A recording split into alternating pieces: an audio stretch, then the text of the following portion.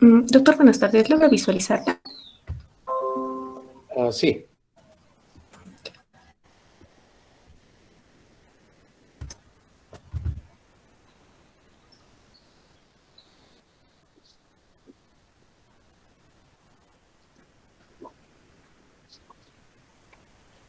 A ver, unas 3 preguntas.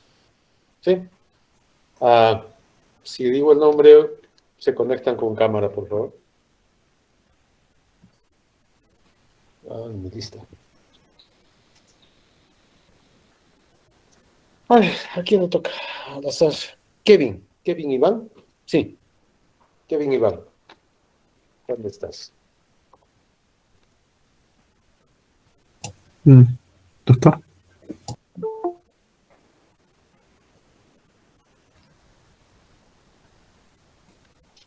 ¿Dónde estás? Que no te veo.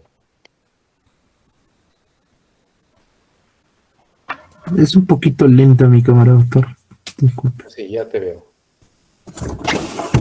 A ver, Kevin. Lo que hoy día vamos a hacer es examen físico de recién nacido. ¿Qué has leído sobre el examen de la piel? ¿Qué lesiones puede tener un niño en la piel? Todo lo que tengas.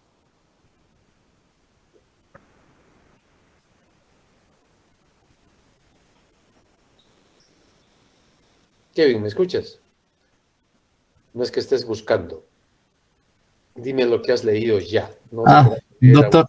No, perdón, estaba con él. Estaba apagado. Bueno, si es en cuanto a la piel, doctor, bueno, como otros pacientes también hay que describir todas las manchas, si se pueden encontrar manchas de mangiomas, nevos o lesiones que podrían ser secundarias también al parto, ¿no? O, o por ejemplo, en el cuero cabelludo, doctor, por una rotura de membranas o incluso hasta los cortes en cesárea que se pueden dar, doctor, ¿no? Ujú. Mm, Puedes otra. tener traumas, puedes tener lesiones, manchas. Por ejemplo, ¿sabes qué es eritema tóxico? Es un rash maculopapular, doctor, con base eritomatosa. Ujú. Ujú. ¿Por qué se Tiene algunas presenta? vesículas pequeñas en su centro, de color amarillo es, ajá. Ujú. Contiene eosinófilos. ¿Sabes por qué se presenta? Em, es por sobreabrigo, doctor. Exceso de temperatura. Por ejemplo. Sí, eso es lo que se cree y lo que antes decía, ¿no? Pero en Ujú. realidad es una reacción eosinofílica, ¿no? Propia de los recién nacidos en sus primeras semanas. Sí, porque el sobreabrigo, ¿qué vendría a ser? Un salpullido, ¿no es cierto? El salpullido es algo diferente, que es más finito y es pues, justo porque el niño, acuérdense cuando les estaba hablando que el limitado el proceso de sudoración, ¿no? Y que esto está maduro más o menos a partir del cuarto mes de vida. Muy bien. A ver, Araceli.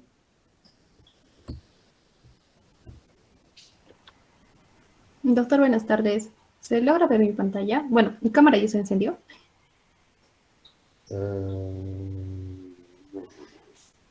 No. Está un poquito lento, doctor, va a disculpar.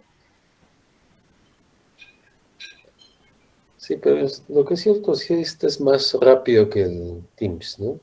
Sí, doctor, eso sí. Porque el Teams nos congelábamos ahí la imagen. Ahora creo que ya, doctor. A ver, Araceli. Sí, no te veo. Ahora Ahora sí. creo que ya. Ahora sí. Cuando auscultas corazón en un recién nacido, ¿qué puede haber? Bueno, doctor, lo que según leía es que este puede presentar lo que es soplos, sobre todo. Ujú. Eh, Puede haber, se pueden palpar, eh, sobre todo los soplos, doctor.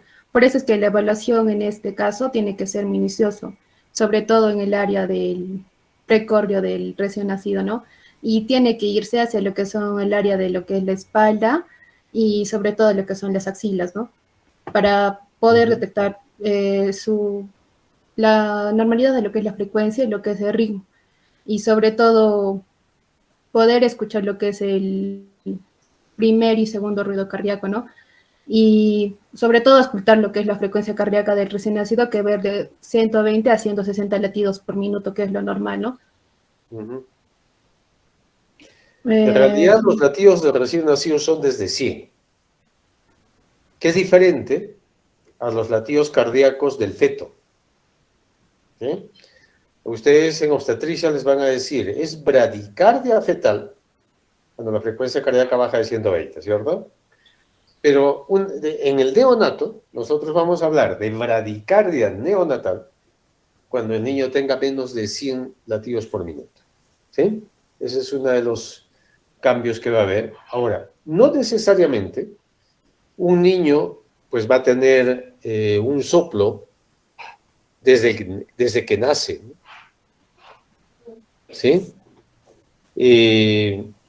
Puede aparecer las cardiopatías por una insuficiencia cardíaca, por alteración de la frecuencia del ritmo, por una cianosis, a veces solamente son cianóticos, ¿no? Y no hay soplo. O sea, no necesariamente ustedes van a encontrar un soplo cuando quieran descartar si ese niño no tiene una cardiopatía congénita, ¿no?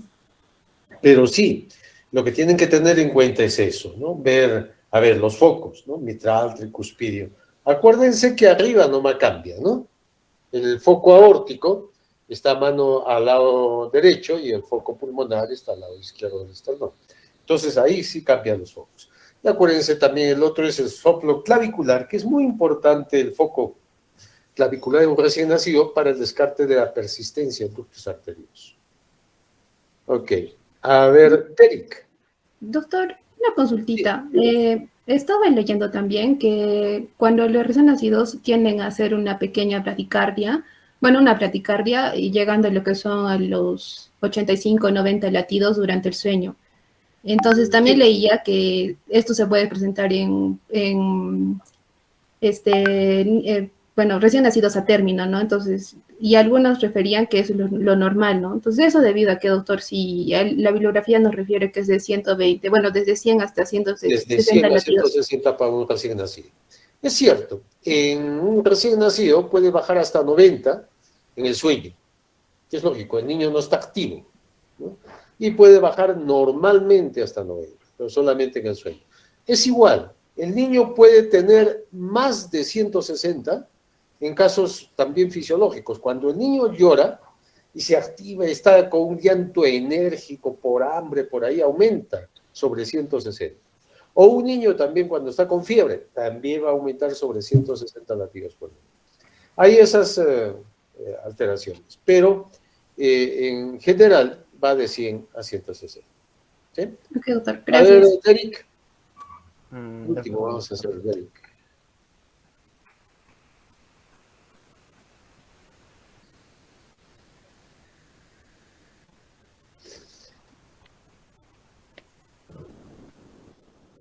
Doctor, ¿se me va a grabar? Hola, sí, Javier Derek. Cierto. Ah, ¿qué esperarías encontrar en un examen de genitales en un varón? ¿Qué puede haber? Ya. Lo que el problema de la disposición tiene que verse que el pene sea por lo menos de 12,5 centímetros, si es a término. También se tiene que ver las luces escrotales y la presencia de los testículos, o normalmente si aún no han descendido, hay tiempo para que, si no me equivoco, hasta los 6 meses. Eso principalmente, doctor. ¿Y qué le vas a decir a una mamá que de repente tú, al momento del nacimiento de un recién nacido, y de repente un testículo no está? Que hay que darle tiempo para que descienda, porque también no. Si no me equivoco, tiene hasta los 6 meses, doctor, para que descienda. Ujú. Que Hasta el es, año puede ser ahí, ¿no? Pero si no baja hasta el año, pues eso tiene que ir al urólogo porque ya estamos hablando de una intervención, ¿no es cierto? El testículo no puede estar a una temperatura corporal, ¿cierto? Porque si no se va a degenerar, va a haber esterilidad y una serie de problemas. Por eso los testículos están en las bolsas escrotales, ¿no? Tienen que tener una temperatura diferente para poder desarrollar adecuadamente. Es muy importante que ustedes me busquen siempre en un examen, ¿no? Aparte de eso, en un testículo ustedes pueden encontrar aumentado, por ejemplo, en el caso de hidrocele, que es lo más frecuente, ¿no? Que es un acúmulo de líquido entre las capas del testículo, que son 7 capas, acuérdense. Este está generalmente por debajo del albuquín, en las cuales hay acúmulo de líquido, decimos hidrocele congénito, y eso pues va a desaparecer solo durante los primeros meses, ¿no? Muy bien. ¿Empezamos?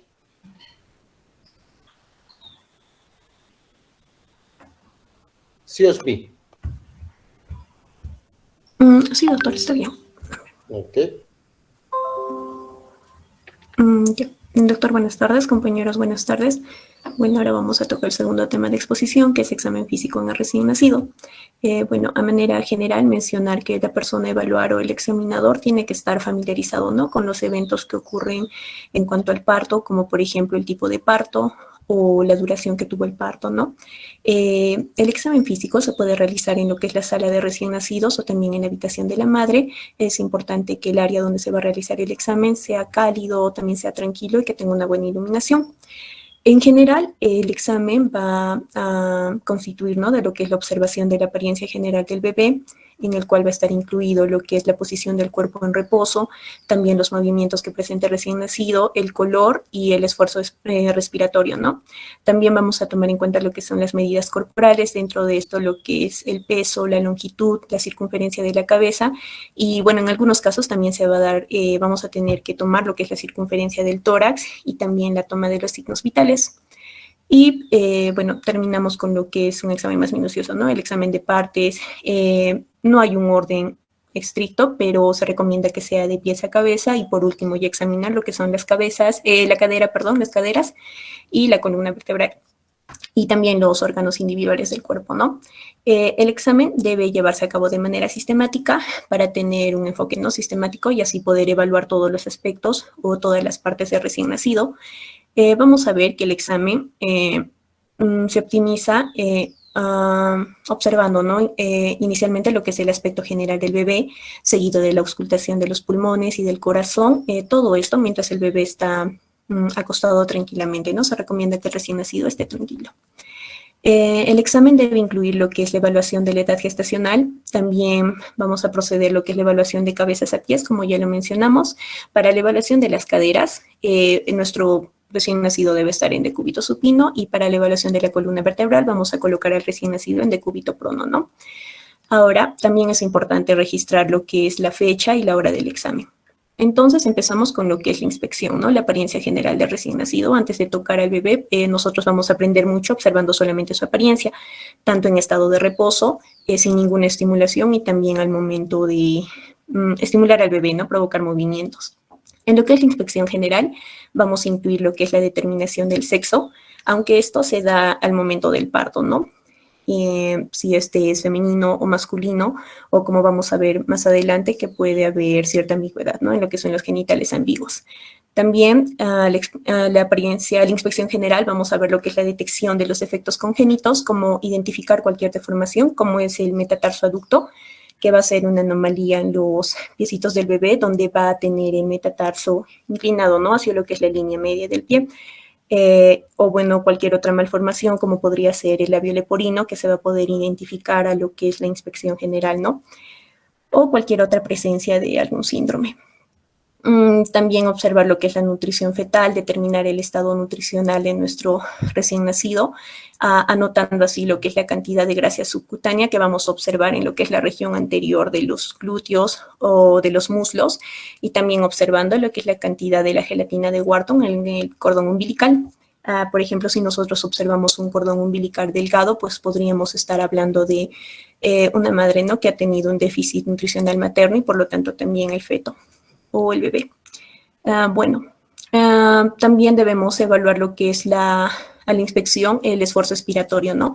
En un bebé normal, pues va a tener movimientos respiratorios paradójicos, en los que el abdomen se va a mover hacia afuera y la caja torácica se va a mover hacia adentro. Bueno, esto se ve, esto durante la inspiración, y es lo normal, ¿no? Lo normal que se debe observar. Por otro lado, vamos a tener algunos signos de dificultad respiratoria que se van a dar en algunos recién nacidos, ¿no? Que tengan, por ejemplo, distrés respiratorio. Estos van a ser anormales. Por ejemplo, tenemos a lo que son las respiraciones rápidas, el aleteo nasal, el uso de los músculos accesorios y gruñidos, ¿no? En cuanto al recuento respiratorio, este debe realizarse por 1 minuto completo. Y bueno, más adelante, ya cuando hablemos sobre la toma de signos vitales, vamos a hablar un poco más a detalle sobre esto.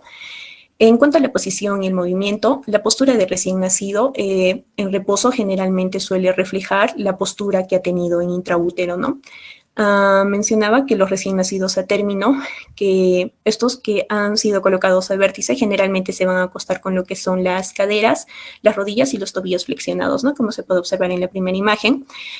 Por lo contrario, ya también una presentación en algas francas, como la tercera imagen de la figura de la derecha inferior, pues en esta ya también el recién nacido va a tener unas extremidades inferiores marcadamente abducidas y rotadas externamente, y pues esto puede conducir, ¿no?, a que el recién nacido tenga malformaciones en los miembros inferiores. En cuanto a los movimientos, lo normal es pues que un bebé mueva todas sus extremidades simétricamente. Ahora, en el caso de que el recién nacido tenga una desviación de la postura o tenga un movimiento asimétrico o anormal, podría ser indicativo de que tiene alguna lesión o alguna deformación de nacimiento que puede ser debido a la posición que ha tenido en el intraútero. Bueno, seguimos con lo que es la evaluación del color. Un recién nacido normal pues va a estar de color rosado, mientras que, por ejemplo, en la acrocianosis, el recién nacido va a tener una apariencia azulada en lo que son las manos, pies y en el área perioral. Esto va a ser común en los primeros días del parto, pero a diferencia ya también de la cianosis central, donde también va a tener esa apariencia azulada, pero esta va a ser a nivel de la lengua o de las membranas mucosas orales. Esto sí nos llegaría a sugerir lo que es una hipoxemia, ¿no? Otro tipo de coloración, pues es un recién nacido pálido que nos podría indicar que tiene anemia, que puede ser por la pérdida aguda que ha habido de sangre, ¿no?, durante el parto, o que se ha dado poco antes de este. En el caso de un bebé rubicundo o pletórico, este puede ser indicativo de que tiene policitemia, ¿no?, los glóbulos rojos sobrelevados, o si encontramos a un bebé amarillo ictérico, pues este es por una hiperbilirubinemia, lo cual va a ser evaluada mejor con luz natural, ¿no? Como se ha mencionado en la anterior clase, pues va a haber una ictericia fisiológica y esta va a ser la que se va a dar, ¿no?, posterior al tercer día de nacimiento, mientras que se estaría hablando de una ictericia patológica si se da dentro de las primeras 24 horas, ¿no?, que nació el bebé. Esta podría ser causada por lo que es la hemólisis y va a requerir ya de una evaluación mucho más minuciosa. En cuanto a las mediciones, se deben medir y registrar los parámetros, ¿no?, como el peso. Mencionamos en clases de que un peso adecuado sería mayor a 2.500, o estaríamos hablando de un bebé macrosómico, ¿no?, si es que sería mayor a 4.000 gramos, o uno de bajo peso si es menor a 1.500. En cuanto a la longitud, este también se mide, ¿no?, desde la parte superior de la cabeza hasta los pies. Lo que se recomienda es que se haga esto de 2 personas para que una pueda extender completamente al bebé, tener los miembros inferiores completamente extendidos y, bueno, la otra persona pasar a lo que es medir, ¿no?, medir al bebé. También tomar en cuenta lo que es la circunferencia de la cabeza, la circunferencia fronto-occipital, y esta puede variar, ¿no?, en los primeros días del nacimiento. Se mencionaba que ya que no está totalmente craneosificado, ¿verdad? Entonces es por eso que al pasar por el canal vaginal, puede sufrir un moldeamiento y es por eso que puede haber variaciones en lo que son los primeros días en cuanto a la circunferencia de la cabeza. En algunos casos también se va a tomar lo que es la circunferencia torácica, ¿no? Esta, si nosotros sospechamos o o hay alguna preocupación, ¿no?, sobre algún crecimiento pulmonar. Bueno, la circunferencia del tórax o del pecho normalmente va a estar dentro de los 2 centímetros de la circunferencia de la cabeza.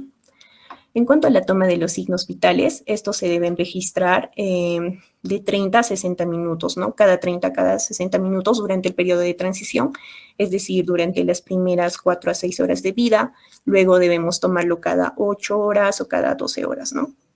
Dentro de estos van a estar la temperatura, que vamos a tomarlo con un termómetro. Se le va a tomar en la axila y pues lo normal es que sea de 36,5 a 37,5 grados centígrados, ¿no? También la frecuencia respiratoria, que hemos mencionado que es a base paradójica y lo normal es que sea de 35 a 60 respiraciones por minuto. Y la frecuencia cardíaca, que como ya lo mencionó el doctor, ¿no? Que puede ir de 100 a 120 latidos por minuto, o como lo dijo la compañera, que esta puede disminuir hasta 85 latidos por minuto cuando un bebé normal a término, ¿no? Que cuando está dormido, cuando está en etapas de sueño. La presión arterial la vamos a tomar con un manguito neonatal, de tamaño neonatal, en los recién nacidos que tengamos sospecha de alguna anomalía cardiovascular o de alguna anomalía renal. Bueno, ahora vamos a proceder con lo que es la evaluación de la piel. Primero que nada, lo que es la inspección, ¿no? Vamos a buscar algunas anomalías y a continuación vamos a mencionar algunas anomalías o manchas que se presentan en los recién nacidos y pues que se presentan en la mayoría, son normales, no son motivo de preocupación y son benignas, ¿no? Como por ejemplo la esmilia.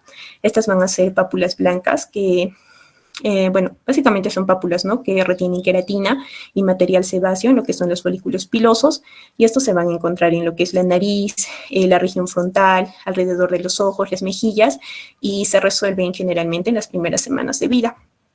También tenemos la melanosis pustulosa transitoria, que va a ser una erupción generalizada de pústulas superficiales que van a recubrir, ¿no? Máculas hiperpigmentadas, y esta ocurre principalmente en la raza afroamericana. Tenemos el eritema tóxico, que como bien lo mencionaron, son pápulas blancas que de tamaño van a ser aproximadamente de 1 a 2 milímetros. Y estas pápulas blancas van a estar sobre una base eritematosa, ¿no? Estas lesiones, pues como lo dijo el doctor, van a contener lo que son los eosinófilos. Va a ser una reacción inmunitaria normal, ¿no? Que suele desarrollarse al segundo o al tercer día postnatal y que se presentan con menor frecuencia en la cara y pues nunca las vamos a encontrar en lo que son las palmas ni tampoco las plantas de los pies. También tenemos la melanocitosis dérmica congénita, que también, bueno, era conocida como las manchas de Mongolia. También es muy común encontrarlas en bebés. Aparecen como máculas, ¿no? Como en la imagen de abajo, que son máculas pigmentadas de color gris azul o azul verdoso, marrón, medias verdosas, ¿no? Con bordes indefinidos que van a ser mayores a 1 centímetro, casi son grandecitos, ¿no? Estas van a tener desaparición tardía y bueno, se debe justamente a esa desaparición tardía de los melanocitos dérmicos, ¿no? También tenemos el Nebuch simple, que va a ser una malformación capilar rosa-roja que puede ocurrir en los párpados, por encima de los párpados superiores, en el labio superior o en la mitad de la frente de la nuca, como se puede observar en imagen. Procedimos con lo que es la evaluación de la cabeza. Primero observar, ¿no? Inspeccionar lo que es el tamaño, la forma de la cabeza, si hay presencia de algún defecto anormal en lo que es el cabello, el cráneo, el cuero cabelludo, o si este tiene lesiones, ¿no? Lesiones o protuberancias anormales, si hay laceraciones o contusiones, o si a simple inspección hay alguna simetría, ¿no? Ahora, bueno, continuando con lo que es la palpación, palpar lo que son las fontanelas. Estas, bueno, se prefiere que para estos el bebé esté sentado. Unas fontanelas pues normales van a ser aquellas que son blandas y planas, mientras que si nosotros palpamos una fontanela tensa o que esté abultada, aún estando el lactante sentado y que éste no esté llorando, podríamos estar sospechando en lo que es el aumento de la presión intracraneal elevada, que podría estar relacionada, ¿no? Con lo que podría ser un hematoma subdural o una meningitis bacteriana. También vamos a evaluar lo que son las suturas. Vamos a palpar las principales suturas, la sagital, la coronal, la lampoidea y la metópica, que están en la parte posterior. Y bueno, en estas suturas, pues vamos a ver que un cráneo asimétrico que persiste por más de 2 o 3 días, como hemos mencionado antes, va a haber un cráneo asimétrico en las primeras horas, ¿no? Justamente por lo que ha pasado, como es moldeable, por lo que ha pasado por el canal vaginal, pero si esta asimetría persiste por más de 2 o 3 días, podríamos sugerir, ¿no? Una craniocitosis, que van a ser la fusión prematura de esas suturas, ¿no? Y que van a dar... bueno, como hay esa fusión de suturas, pues no va a permitir crecimiento normal y se va a ver medio asimétrico. O también en el caso de que estemos palpando una cresta en lo que son las suturas, pues también podría sugerirnos una craniocinostosis. Con lo que es la evaluación del cráneo y del cuero cabelludo, tenemos a lo que es el cráneo tabes. Esta va a ser un área blanda en lo que es el hueso del cráneo y generalmente se va a dar en lo que es la región parietal, ¿no? Va a tener lo que es una sensación de pelota de ping-pong nosotras al palparlo y se encuentra generalmente en los prematuros y también puede ocurrir en un bebé a término donde su cabecita ya ha descansado sobre la pelvis, ¿no? Sobre la pelvis materna durante sus últimas semanas de gestación, o también se puede deber porque haya deficiencias de vitamina D por parte de la madre y por lo tanto también en el feto. Esto puede ser un hallazgo patológico indicativo de lo que es sífilis y raquitismo. Otros hallazgos extracraneales vamos a tener el caput subsedaneum.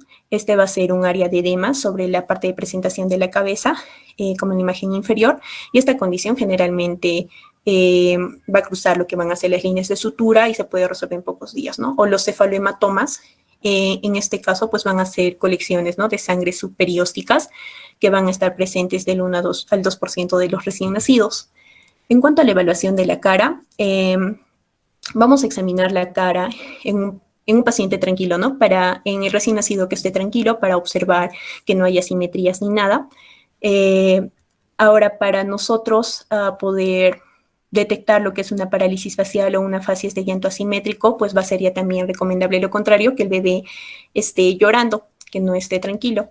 En la parálisis facial vamos a tener que, pues, como factores de riesgo, pues va a incluir lo que va a ser un parto con ayuda del forceps. Por ahí también la importancia, ¿no?, de que el médico evaluador debe estar familiarizado con todo lo que ocurrió, con todos los eventos en cuanto al parto, o que haya sido un parto prolongado en madres con un promontorio de sacro prominente. Estas vamos a ver que se resuelven por completo a los pocos días o a las pocas semanas, ¿no?, de que haya nacido y no requieren tratamiento, a excepción del uso de las lágrimas artificiales, ¿no?, porque en estas parálisis faciales, pues el bebé no va a poder cerrar completamente lo que es el párpado, ¿no? Va a haber, la cerrada de párpado va a ser parcial, entonces para que no haya resequedad de la conjuntiva y todo eso, se utilizan las lágrimas artificiales.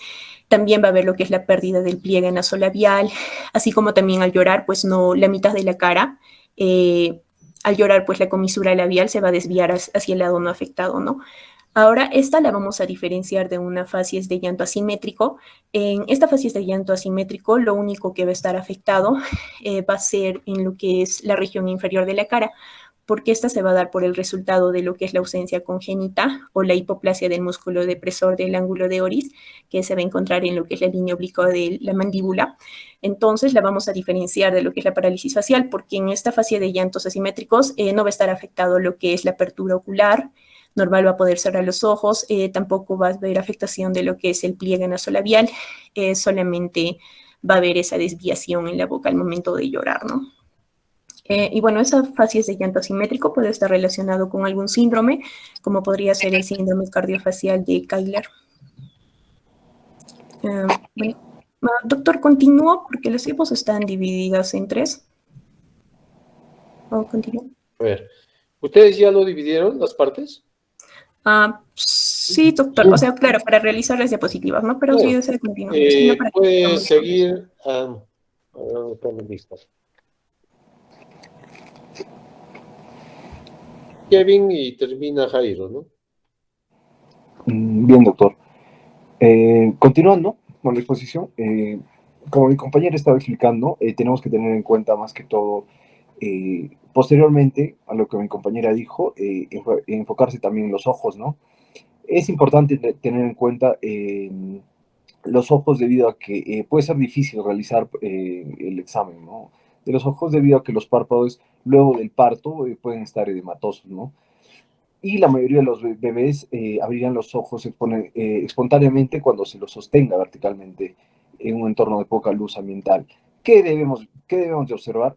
En los ojos, principalmente la posición y el espacio, entre ellos la simetría de ellos, la anchura de las fisuras palpebrales, el aspecto de la esclerótica y la conjuntiva, el estado de los párpados, el color de los ojos, más que todo, el tamaño de las pupilas y el movimiento de los ojos, que posteriormente vamos a ir explicando. Siguiente.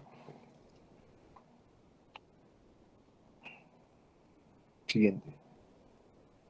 Bien, el espaciado. En lo que tenemos que tener en cuenta a nivel de lo que es el espaciado, debido a que primero tenemos que tener en cuenta el parámetro, ¿no? Los parámetros que son normales. Dentro de los parámetros normales se van a ver tres parámetros. Uno va a ser la distancia cantal externa, que esta va a variar de 5,2 a 7,3 centímetros. La distancia cantal interna, que va a variar de 1,5 a 2,5 centímetros aproximadamente, y la distancia interpupilar, que va a variar de 3,25 a 4,5 centímetros, ¿no? Más de ello, podríamos ver que el bebé podría tener el hipertelorismo, ¿no? Que es la distancia interpupilar, que es, va a ser amplia, ¿no? Y esto es anormal, ¿no? Esto más que todo se va a asociar a algunos síndromes, ¿no? Como lo que es el síndrome de Apert, la trisomía 13, y es importante tener en cuenta esta distancia, ¿no? Y los parámetros anteriormente mencionados. Siguiente.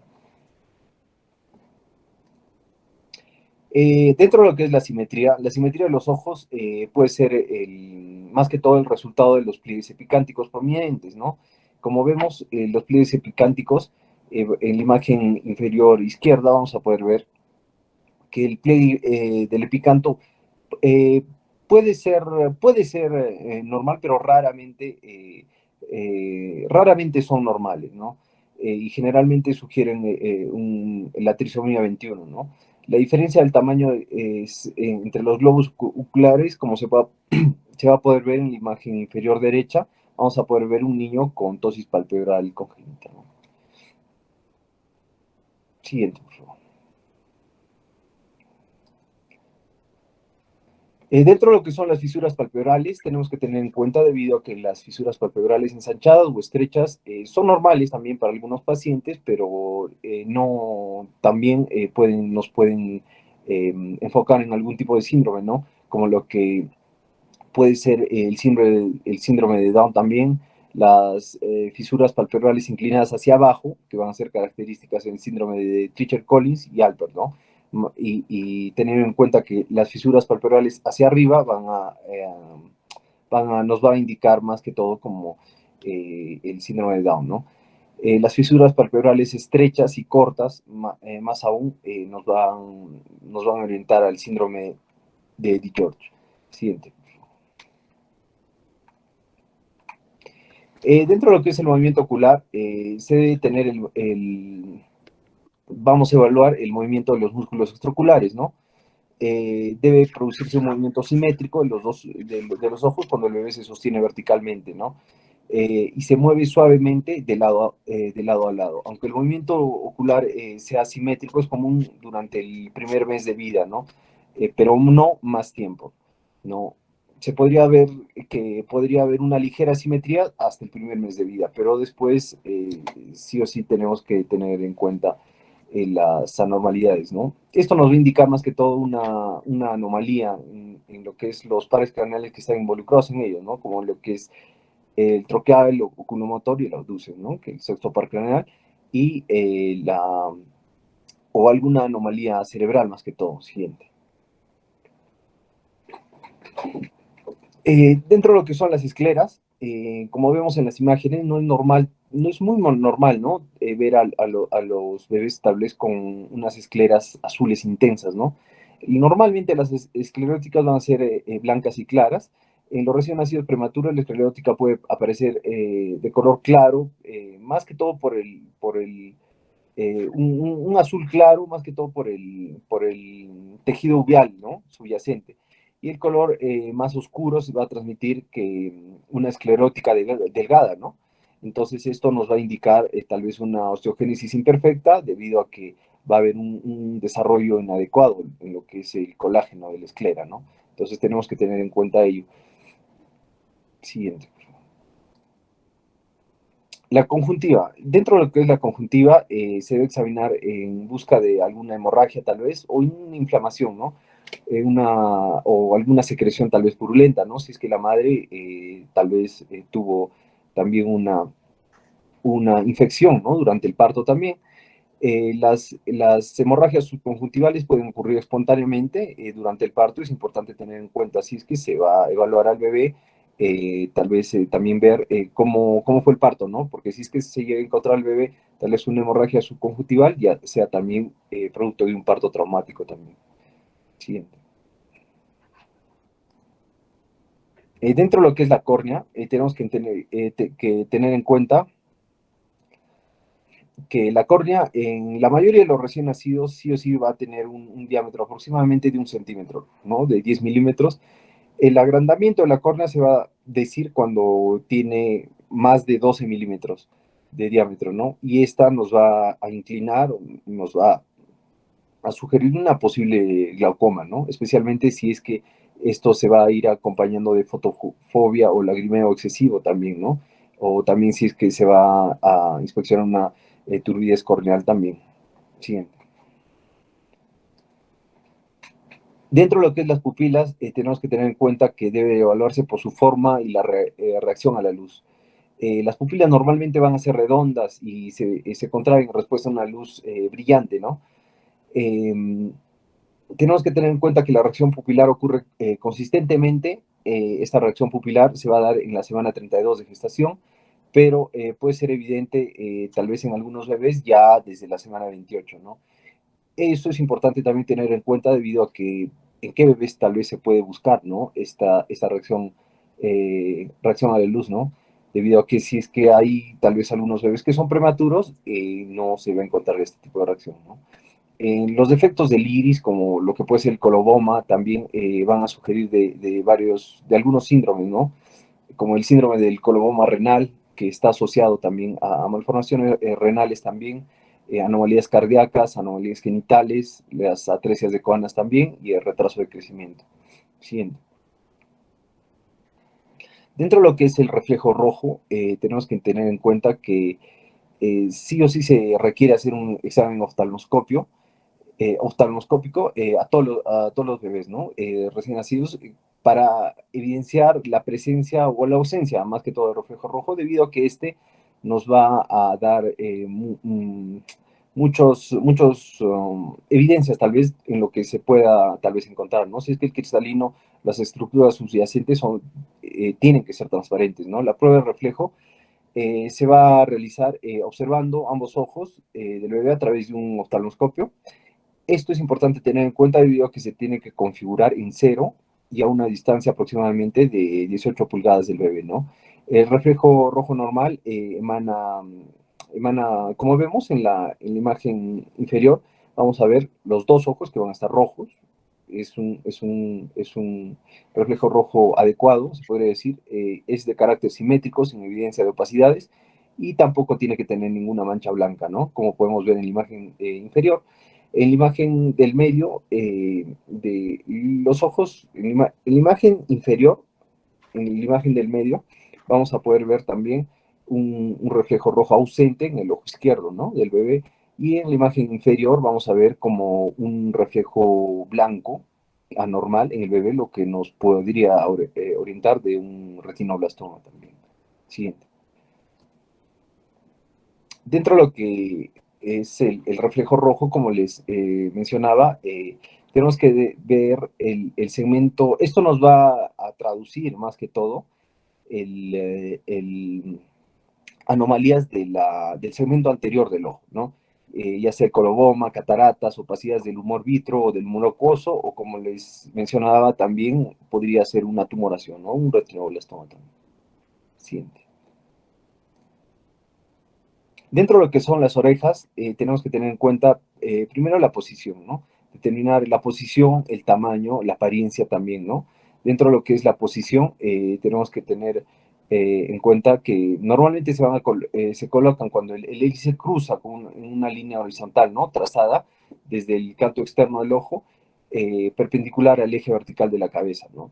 Si el se cae por debajo de esta línea, las orejas van a considerarse de alguna manera de implantación baja, ¿no? Lo que es sugestivo y lo que podríamos también encontrar en el síndrome de Down, ¿no? El trisomía 21.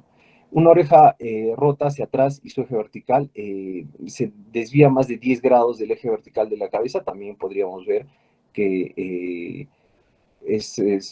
tienen ligera normalidad también, ¿no? Como podemos ver también en la imagen inferior.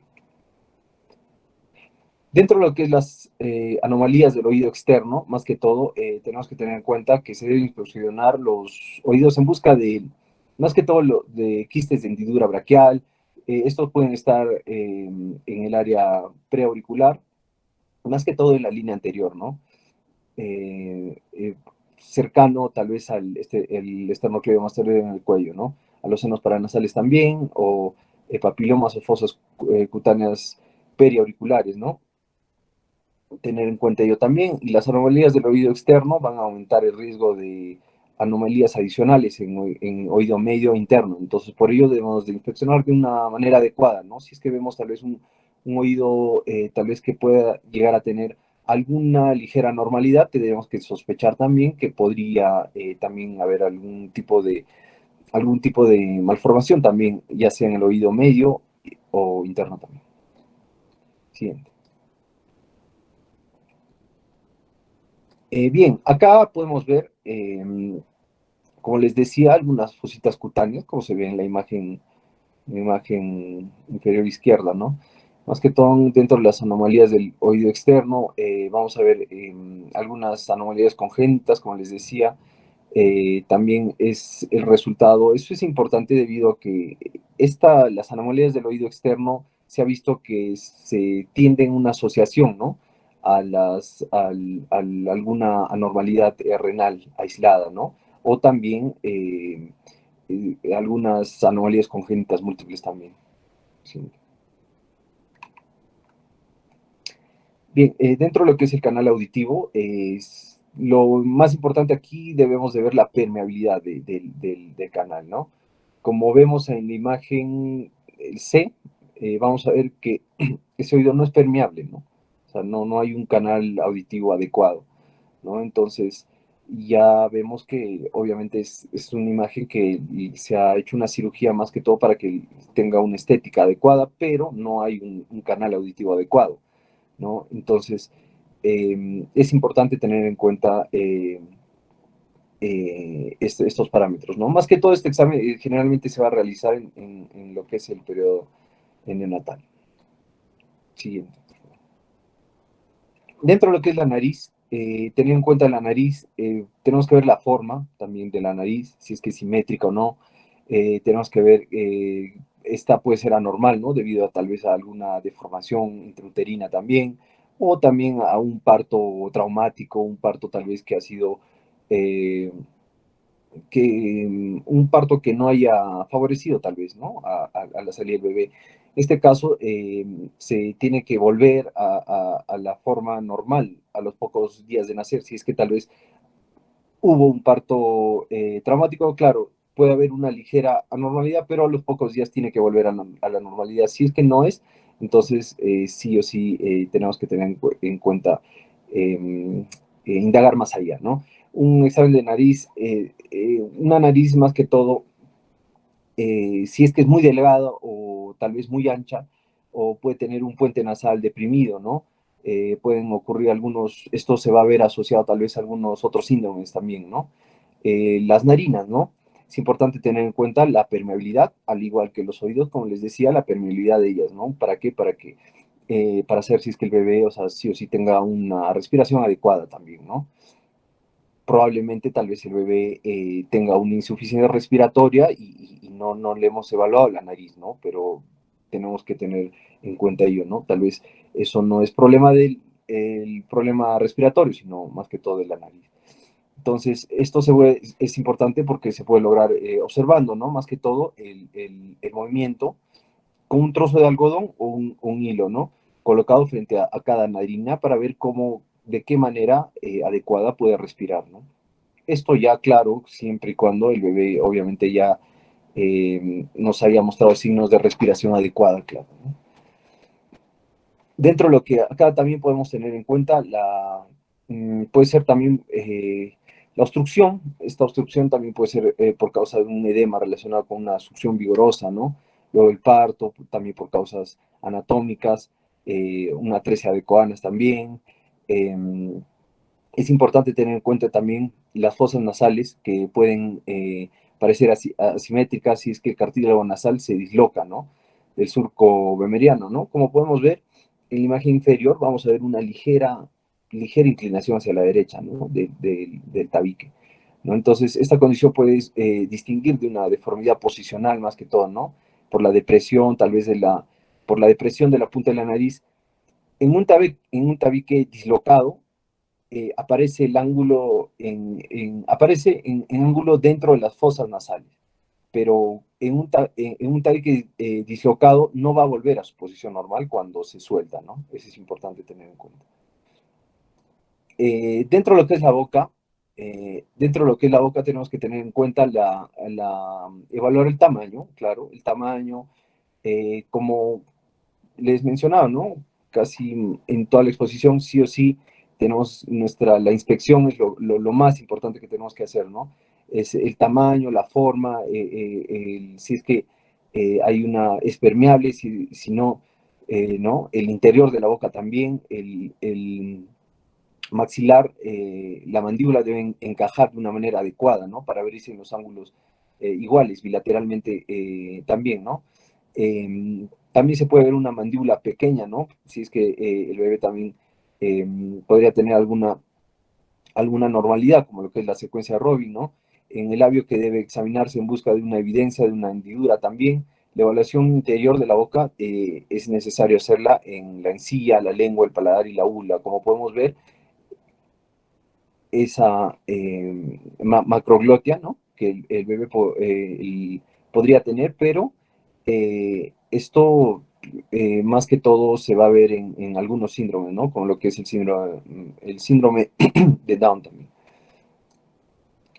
Acá podemos ver algunos hallazgos, como lo que es los quistes bueno, dentro de lo que es la boca también tenemos que tener en cuenta los hallazgos comunes que se van a ver, que son los quistes de inclusión, que pueden ser pequeños, blancos o benignos, ¿no? En el paladar. Estos se van a llamar perlas de Epstein. Los quistes de retención de moco, que pueden ocurrir en las encías, ¿no? Estos van a ser también como el mucosele, ¿no? O en el suelo de la boca, que va a ser la ránula. El freinillo lingual también, que es una banda de tejido que conecta el piso de la boca, ¿no? Con la lengua, que puede ser inusualmente corto o extenderse también hasta la punta de la lengua, ¿no? Lo que más que todo esto se va a llamar la lengua atada, ¿no? Los dientes natales suelen ser, más que todos los dientes natales se va a ver, suelen ser incisivos, mandibulares primarios, ¿sí? Una variedad de síndromes van a incluir lo que es la displasia condroctodérmica. Esta va a ser parte de lo que es el síndrome de Ellis-Van Clevert. Paquioniquia congénita también, síndrome de Sotos y síndrome de Hallermann-Streiff también. Siguiente.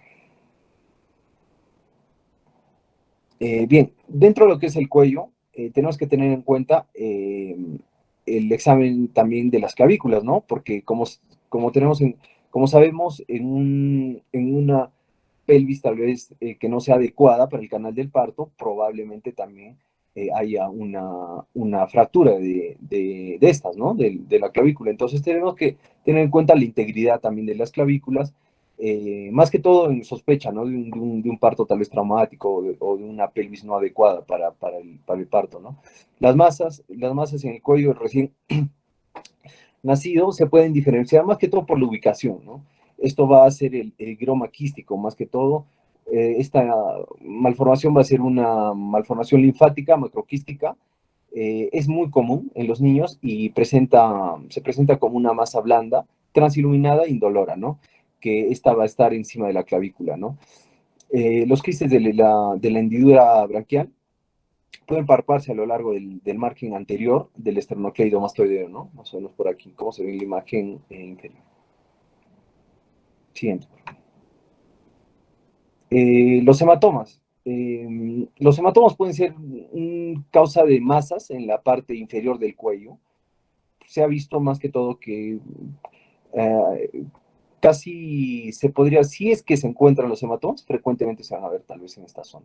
El quiste del conducto tirogloso, la tiroides también agrandada, puede ser una causa de una masa, ¿no? En la línea media también del cuello, ¿ya? Y la linfadenopatías también pueden ser causas de tal vez una infección congénita, ¿no?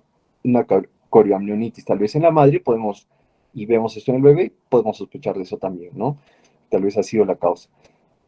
tortícolis también y el exceso de piel también en algunos bebés, ¿no? Y como les mencionaba, también la integridad de las clavículas. Siguiente.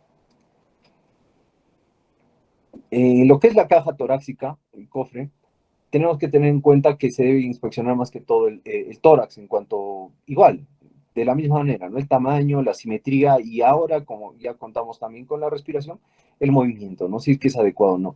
Un tórax pequeño con alguna malformación, podríamos también sospechar internamente que puede haber tal vez alguna malformación, ¿no? Como lo que puede ser una hipoplasia pulmonar o trastornos neuromusculares, el pectus excavatum, como podemos ver en la imagen superior izquierda, ¿no? El tórax en embudo o el pectus carinatum, que podemos ver en la imagen superior derecha, ¿no? También, que se le dice, ¿no? Que es como el pecho de paloma, ¿no?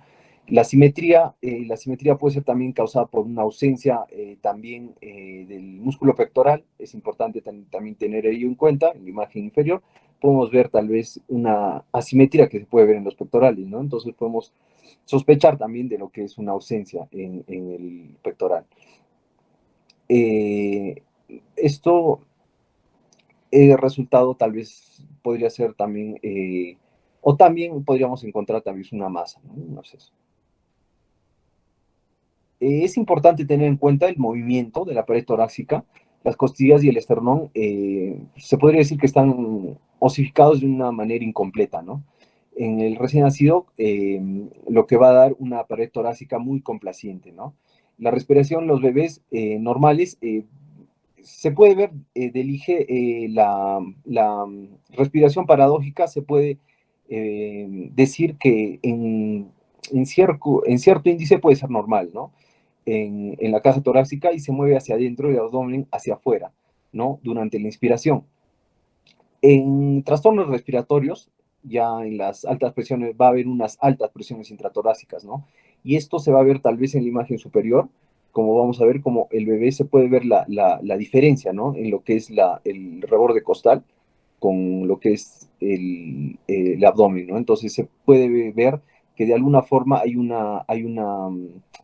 esfuerzo para la respiración, ¿no? Entonces tenemos que tener ello en cuenta para poder sospechar tal vez algún trastorno respiratorio también, ¿no?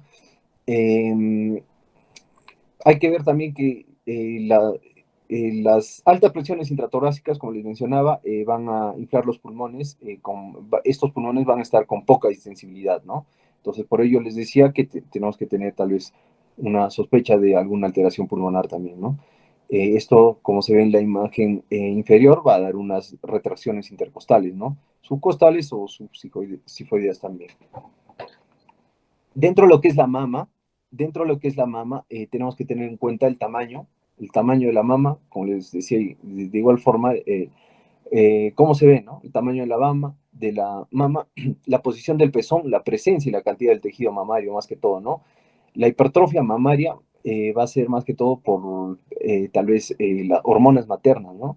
Que ocurre tanto en hombres como en mujeres también, que puede ser asimétrica, ¿no? En bebés varones o mujeres también, ¿no? Como podemos ver en la imagen superior, vamos a ver una normalidad, ¿no? Se puede ver claramente que no hay simetría tal vez en ambas mamas, entonces podemos sospechar también de una hipertrofia mamaria, ¿no? Esto más que todo por lo que es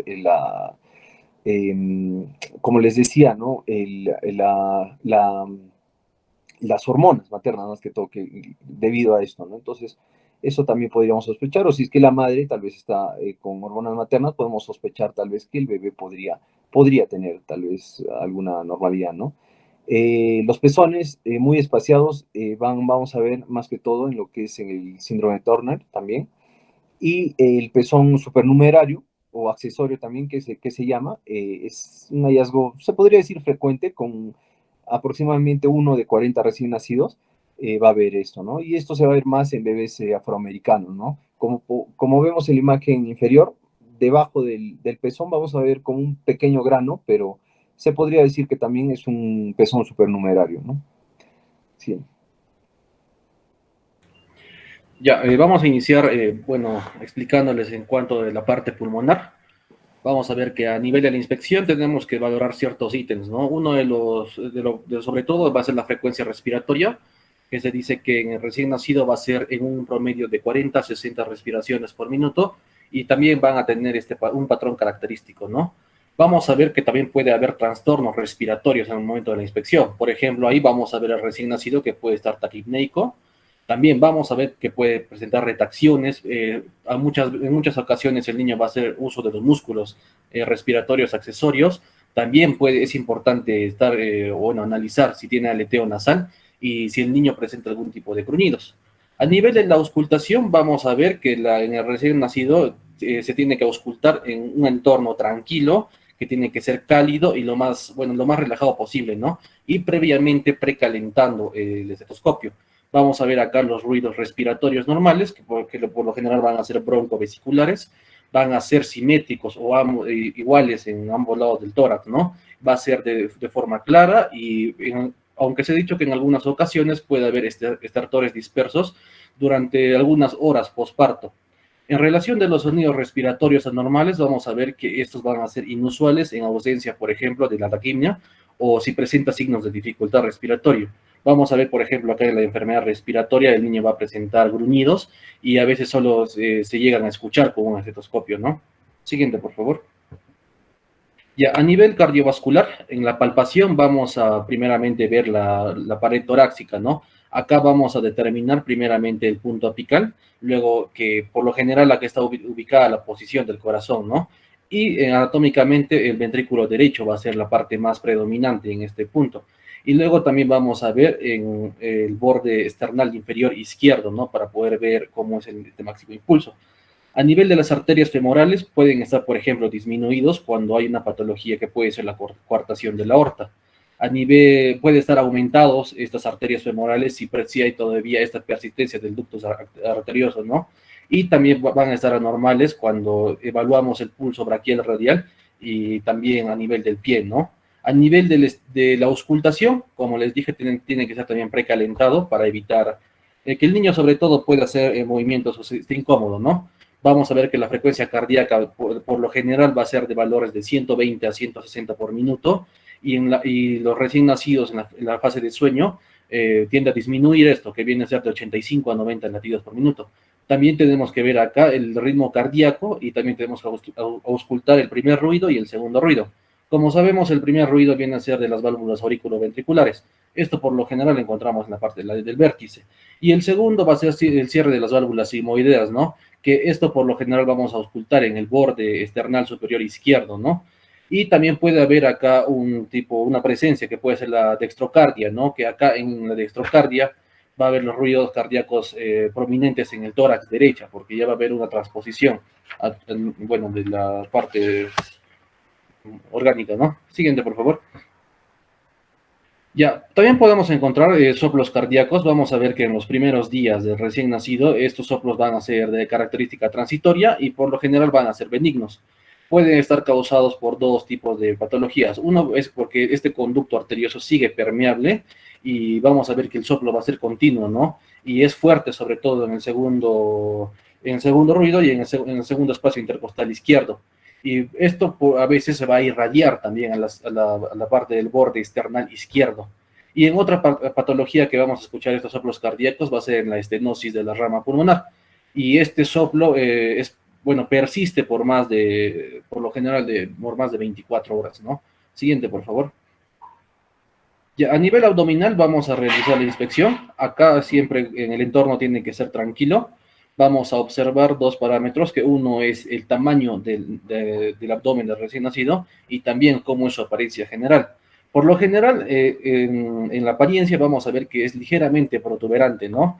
En casos anormales vamos a ver que el abdomen va a estar distendido y nos puede indicar o nos puede dar una sospecha de una obstrucción intestinal, el niño que puede presentar organomegalia o si no también el niño puede presentar ascitis, ¿no?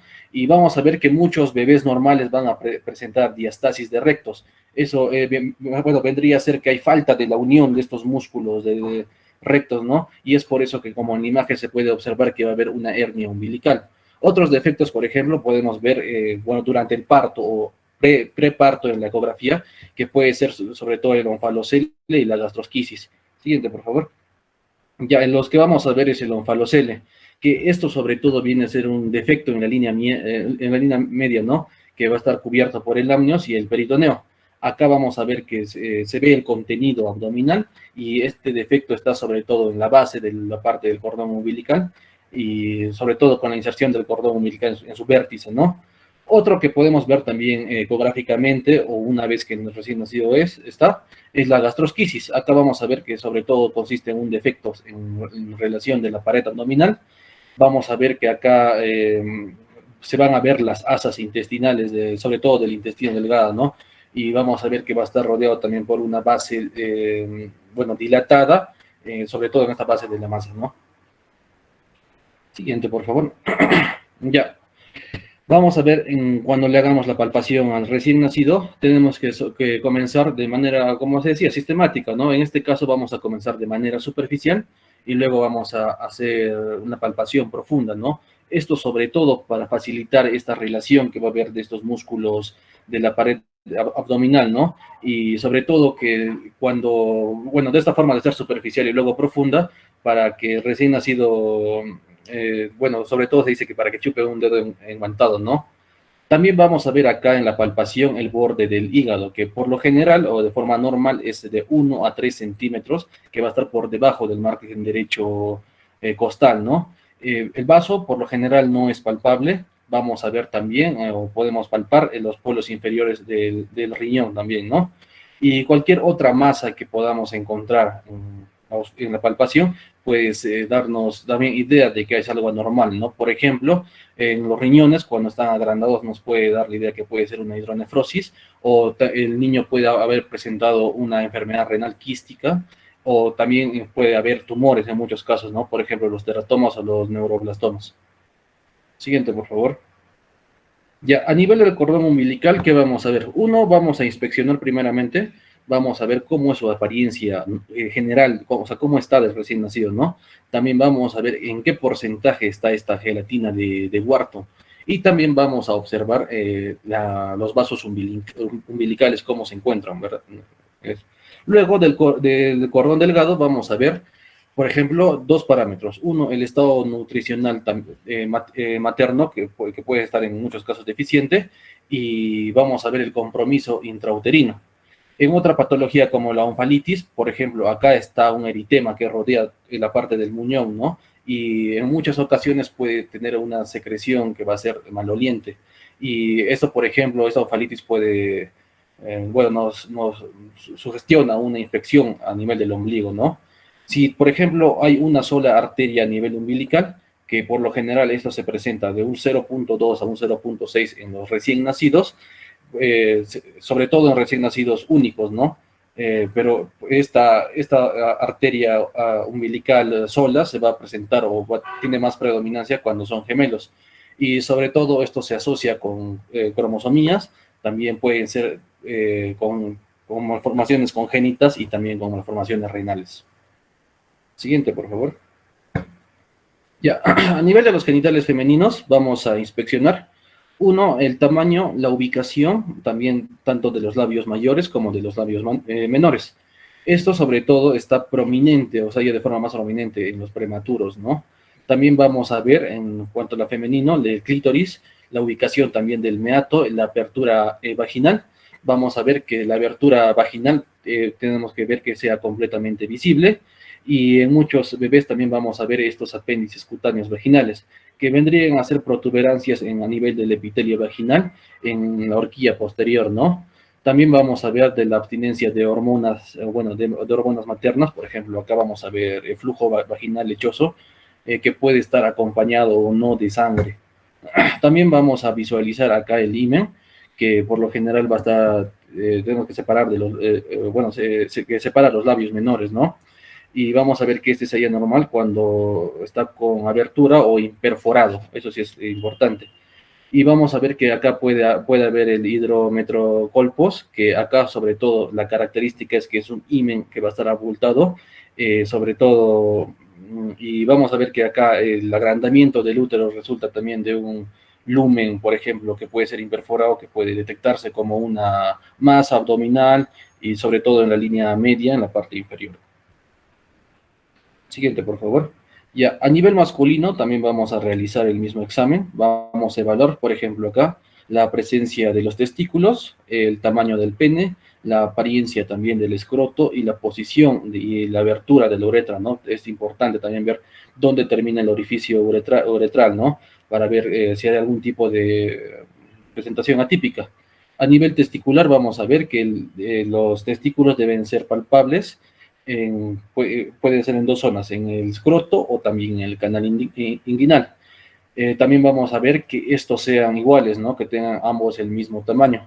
Y, por ejemplo, puede haber ocasiones que el testículo, uno de los testículos no va a descender, pero esto se presenta en un 2 al 5% de los recién nacidos, pero que son a término. Y va a aumentar también en un 30% cuando los niños nacen de forma prematura, ¿no? Y vamos a ver que la mayoría de esos testículos que se quedan, que se queda en la parte superior, va a descender antes de los 6 meses de edad. En las patologías a nivel testicular vamos a ver dos, que uno va a ser la torsión testicular, que acá vamos a ver que el testículo va a ser firme, es no doloroso, puede presentar decoloración del escroto, vamos a ver que el tamaño a nivel del testículo también va a variar según la forma o el grado de atrofia que ocurrió antes de nacer, ¿no? Y vamos a ver la torsión testicular postnatal, que por lo general viene a ser hipersensible y presenta un grado de inflamación aguda en el testículo, pero que es previamente, que es normal, ¿no? Previamente que era normal. Siguiente, por favor. Ya, a nivel del pene vamos a ver, sobre todo la forma de inspeccionar esto es estirar para poder evaluar la longitud, ¿no? Los parámetros normales de longitud vienen a ser de 2.5 a 3.5 centímetros. Y vamos a ver también a nivel del escroto, que este puede estar de forma rugoso o puede presentar también pigmentación. Y en anomalías podría ser, por ejemplo, si el escroto presenta mucha hinchazón o está muy agrandado, ¿no? Que esto puede deberse sobre todo por tres causas. Que uno es el hidrocele, que era la acumulación de líquido, ¿no? A nivel testicular, pero esto se puede resolver también espontáneamente. Otro motivo de agrandamiento y hinchazón son, por ejemplo, si tiene hernias o si ha presentado un tipo de torsión testicular. Bueno, si ha presentado torsión testicular, ¿no? Y este hidrocele, ¿cómo podemos diferenciarlo? ¿Cómo podemos evaluarlo? Sobre todo le ponemos una linterna a nivel del escroto y ahí vamos a ver esa transiluminación que va a haber, ¿no? Porque, va a ser el líquido. Siguiente, por favor. Ya, otro parámetro es el meato uretral. Vamos a ver acá que de manera general este meato uretral no tiene retracciones a nivel del prepucio y puede estar también este prepucio apretado o si no puede estar adherido. En algunos recién nacidos podemos observar también el quiste sebáceo, que este va a ser epidérmico, por lo general es blanco, pequeño, su tamaño va a ser pequeñito de 1 milímetro, y eso se encuentra en la punta del prepucio, ¿no? Y por lo general este es benigno. También en el meato uretral vamos a determinar también la posición del meato uretral y si puede haber algunas anomalías que puede haber acá. Por ejemplo, uno es la hipospadia, ¿no? Como podemos ver en la imagen C, que esto viene a ser la colocación ventral del orificio uretral externo, va a estar en la parte inferior. Vamos a ver que acá la abertura del glande, y como le comenté, va a estar en la parte inferior, ¿no? Y no se recomienda en estos casos de hipospadia, por ejemplo, la circuncisión. Acá vamos a ver que la piel del prepucio es importante, sobre todo para reparar estas zonas de hipospadia si se presentan, ¿no? También vamos a ver que acá la falta de la piel ventral va a dificultar en muchas ocasiones esta circuncisión. Y las otras son las epispadias, que esta es la ubicación dorsal del meato externo, ¿no? Que por lo general esto es poco común y se asocia sobre todo a una extrofia a nivel vesical. Ya, ahora vamos a ver los casos atípicos a nivel de los genitales. Vamos a ver, por ejemplo, de los genitales ambiguos, que en caso de las mujeres vamos a tener la mujer fenotípica, que como podemos observar en la primera imagen, esta mujer fenotípica tiene las características de que el clítoris por lo general es agrandado, los pliegues labiales van a estar fusionados o también las gónadas palpables, ¿no? Y el otro evento es en el varón fenotípico. Acá, por ejemplo, el escroto es bífido, va a presentar una hipospadia grave, también puede ir acompañado de micropene o de criptorquidia, ¿no? Estos genitales ambiguos van a indicar trastornos intersexual, ¿no? Sobre todo que puede estar causado por anomalías de la diferenciación del sexo y hiperplasia suprarrenal congénita. Ya, a nivel del ano es importante ver la ubicación y también la permeabilidad de este, ¿no? No puede asumirse permeable hasta que recién nacido expulse el meconio, que por lo general esto va a dar en un parámetro de 48 horas. Vamos a ver acá dos patologías, que uno va a ser el ano imperforado, que esto se puede presentar de forma aislada o también puede ir acompañado de otros síndromes, ¿no? Acá vamos a ver que puede estar asociado también, por ejemplo, con defectos vertebrales, con atricias anales, con defectos cardíacos, si presenta también fístulas traqueoesofágicas, anomalías renales, o otro que vamos a ver es el surco perineal, ¿no? Que este sobre todo viene a ser un surco húmedo que es bien delimitado del perineo vestido con una membrana mucosa. Este se va a extender sobre todo desde la horquilla, post de la abertura vaginal, hasta sobre todo los márgenes anteriores del ano, ¿no? Y esto sobre todo está típicamente en mujeres y también se asocia a fisuras anales. Siguiente, por favor. A nivel del tronco y la columna vamos a visualizar y palpar lo largo, todo el largo de la columna vertebral, ¿no? Sobre todo para buscar anomalías. Podemos encontrar, por ejemplo, defectos del tubo neural, presencia de masas como puede ser lipomas o meningoceles, ¿no?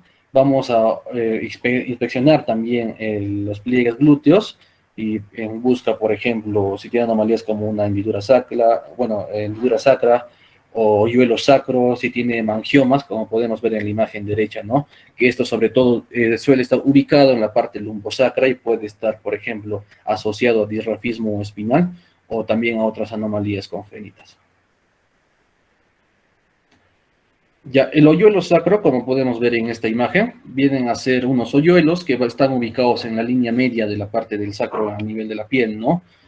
Por lo generalmente estos son comunes, son de características benignas, su tamaño suele ser pequeño de 0.5 centímetros y en cuanto a la importancia clínica no representa, bueno, mucha importancia, ¿no? A diferencia de los otros que, por ejemplo, podemos ver que estos ya van a ser, por ejemplo, unos hoyuelos profundos o grandes, y el tamaño también ya es más grande, 0.5 centímetros. En la profundidad también, a diferencia del primero, va a ser bastante más notorio, ¿no? Y esto se va a hallar sobre todo por encima de la hendidura glútea. Y si vemos, por ejemplo, este tipo si es más grande, 0.5 centímetros, más profundo, puede estar relacionado también con defectos del tubo neural, ¿no? Y en estos casos se le indica, bueno, se le solicitaría hacer un examen de ecografía. A nivel de las extremidades, vamos a ver las manos, los pies del recién nacido, si presenta, por ejemplo, sindactilia o presenta más numerosos por la polidactilia, ¿no? Y también puede estar asociado o acompañado con síndromes, sobre todo el síndrome de Down. Acá va a haber la presencia de un pliegue palmar, ¿no? También vamos a ver el movimiento del recién nacido, cómo se comporta a nivel de las extremidades. Acá, por ejemplo, el movimiento tiene que ser de forma espontánea y también tiene que ser por igual, ¿no? Por ejemplo, si le vemos al niño y tiene la disminución del movimiento, por ejemplo, en el brazo derecho, esto nos puede estar indicando cierta patología. Por ejemplo, puede ser una parálisis, por ejemplo, una vez que al recién nacido quizás le jalaron al momento del parto del brazo, ahí le ha podido dañar el plexo braquial, ¿no? También vamos a ver, por ejemplo, de las lesiones del plexo, pues vamos a ver que sobre todo en cuestión de porcentajes, vamos a ver que la lesión del C5 al C6 va a ser el 50%, ¿no? Acá, por ejemplo, al niño, como le vamos a ver, el brazo va a estar abducido y va a presentar una rotación interna. También la lesión del C5 al C7 se presenta, bueno, se lesiona en un 35% de las veces, y acá ya va a estar, va a tener una flexión de muñecas y dedos, ¿no?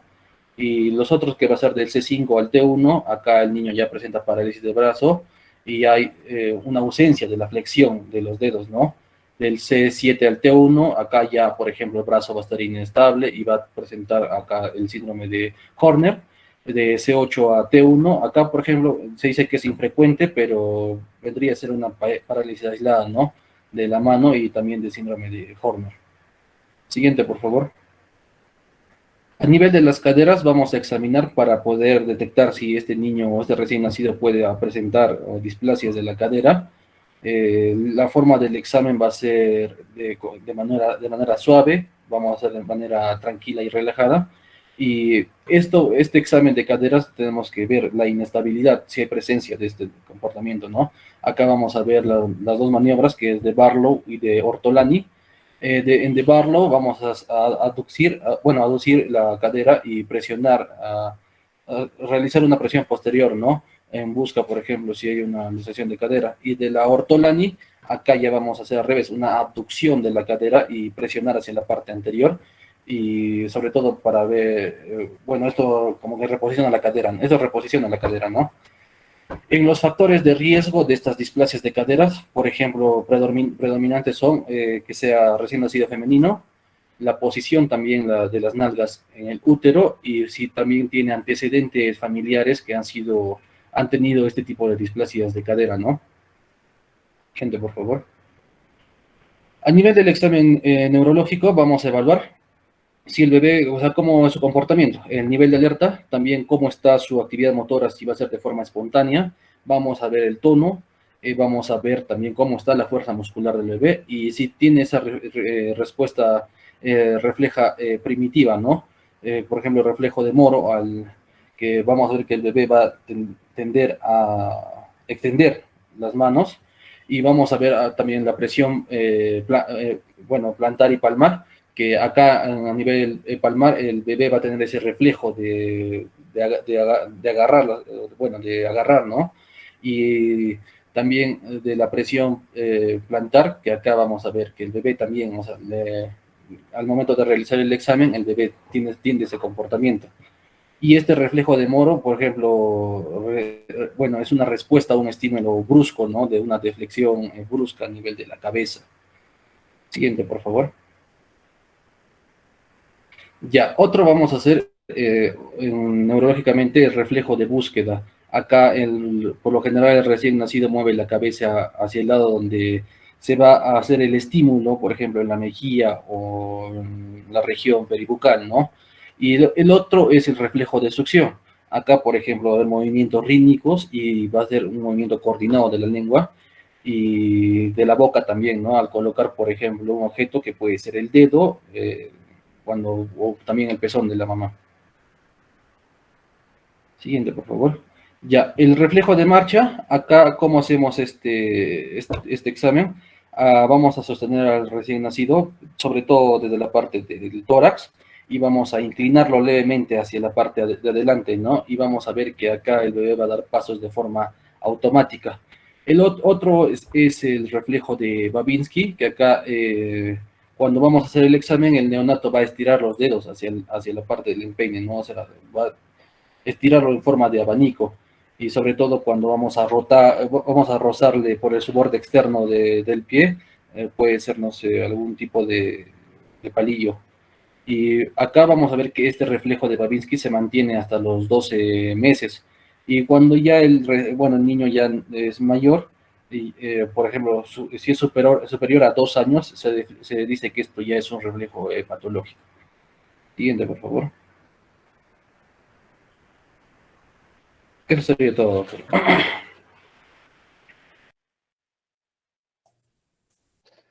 Muy bien. Si hay intervenciones, si hay preguntas, observaciones, les paso la palabra.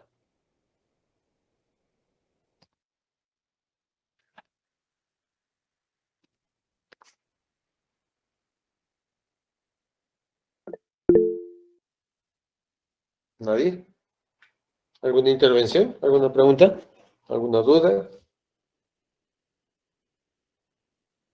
Doctor, buenas tardes. Tengo una A ver, los consulta. del seminario, los tres tienen que estar visibles, por favor. Doctor, disculpe, tengo una consulta. Leonidas, dime. Sí, doctor, estuve revisando y había casos donde había persistencia del conducto onfalomesentérico. ¿Qué podríamos hacer en ese caso? Ujú. ¿Cómo identificarían una persistencia del conducto onfalomesentérico? Doctor, ¿me escucha? Sí, me escucha, Sí, ¿verdad? Ya. Sí, principalmente la persistencia del conducto onfalomesentérico. El tratamiento, bueno, mi compañero sí indicaba más que todo el tratamiento. El tratamiento es quirúrgico, ¿no? Pero tenemos que tener en cuenta cómo podemos, o sea, tal vez saber si es que el conducto onfalomesentérico, o sea, sigue permeable o no, ¿no? Entonces, es importante tener en cuenta porque más que todo esto se va a ver cuando la mamá tiene al bebé, ¿no? O sea, esto se va a ver ya posterior, debido a que se va a ver que el bebé, de alguna forma en la ropa va a manchar, va a haber se va a manchar, ¿no? La ropa. Entonces, hay una prueba que se puede ver, que se puede hacer, es en la prueba del pH de la secreción. Si es que el pH de la secreción más que todo va a ser alcalino, se puede tener en cuenta que va a ser una persistencia del conducto onfalomesentérico, ¿no? Bueno, esto más que todo viendo, puede ser también el conducto onfalomesentérico o el conducto peritoneo vaginal también. Pero en la persistencia del conducto peritoneo vaginal, el pH de la secreción va a ser ácido. Y la persistencia del conducto onfalomesentérico va a ser alcalino. El tratamiento es quirúrgico. el ¿Puedo acotar, examen, doctor? ustedes se lo van a dar cuenta después de la caída del cordón, ¿no es cierto? Ya, acotando también, doctor, a la pregunta de mi compañero, sobre Sí. todo esta persistencia del conducto onfalomesentérico, se dice que es una forma de presentación rara, ¿no? Pero, o sea, pero puede haber presente. Y acá vamos a ver sobre todo que, o sea, cómo constatamos que tiene esta persistencia del conducto, porque va a haber una salida también del contenido intestinal a través del ombligo, ¿no? La forma de diagnosticar esto, de confirmar el diagnóstico, es mediante hacer una fistulografía umbilical. Y el tratamiento también, doctor, sería de manera quirúrgica. Muchas veces hay contenido urinario, ¿no? Hay pérdida de orina por el ombligo. Por eso es donde humedece constantemente. Puede haber persistencia del conducto arterioso, pero también puede haber quiste, o sea, formación quística del conducto onfalomesentérico. ¿Sí? Y eso está cerca ahí al ombligo. En los dos casos, o sea, en quiste onfalomesentérico o en persistencia de conducto, la intervención ahí les hacemos una interconsulta al cirujano pediatra, ¿no? Para que lo pueda, pero tienen que ver eso. Ahora, antes que me olvide y hablando por la zona, yo les escuché decir que cuando hay diastasis de los rectos, hay hernia umbilical. Doctor, bueno, decía que una diástasis de los rectos va a predisponer, ¿no?, a una hernia umbilical, ya que no va a haber la correcta unión de los músculos rectos del abdomen. Predispone. Pero son cosas diferentes. Sí, doctor. La diastasis de los rectos anteriores, de los músculos rectos anteriores del abdomen recién nacido, es algo usual. Y eso se identifica cuando yo lo trato de que el niño se siente y se nota como un bordo en toda la parte anterior del abdomen. Posteriormente, esos músculos se van a acercar, ¿sí? En cambio, hernia umbilical, que es algo muy frecuente en los recién nacidos, yo les aseguro que a varios de ustedes les han puesto sus tiros, sus chochos, sus monedas en el ombligo, sus mamás, ¿no? ¿Por qué? Porque casi el 30% de todos los niños tienen una dilatación del anillo umbilical. Es una dilatación del anillo que poco a poco se va ajustando, se va cerrando en el transcurso de los meses.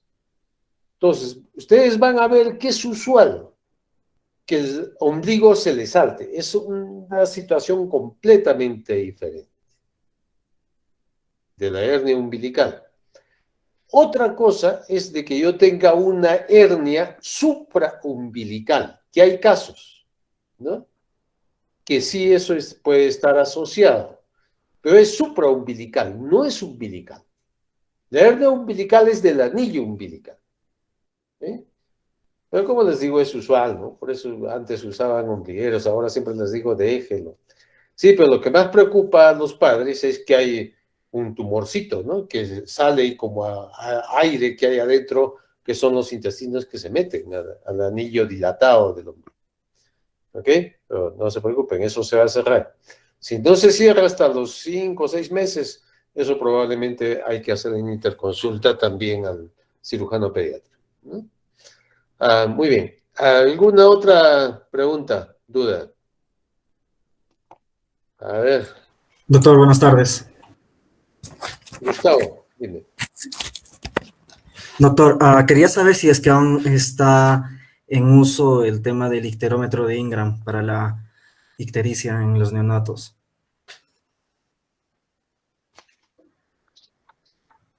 ¿Icterómetro de qué? No te escuché, disculpa. El icterómetro de Ingram, doctor, que si aún se utiliza en la práctica clínica para la evaluación de la ictericia en los neonatos. Ajá. Si ¿Qué es que dice? aún está en uso o si aún es válido usarlo en estos tiempos.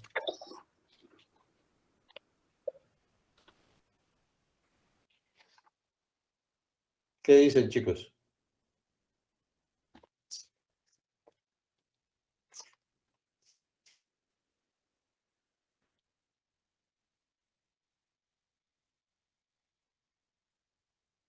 Más que todo está también estudiando los niveles, tal vez, ¿no? Que me parece que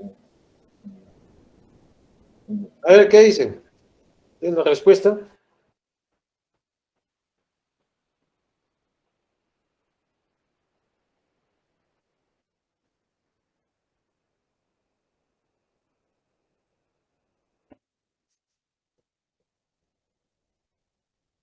Chequen me está haciendo bulla. A ver, cómo evalúan en el examen físico la ictericia?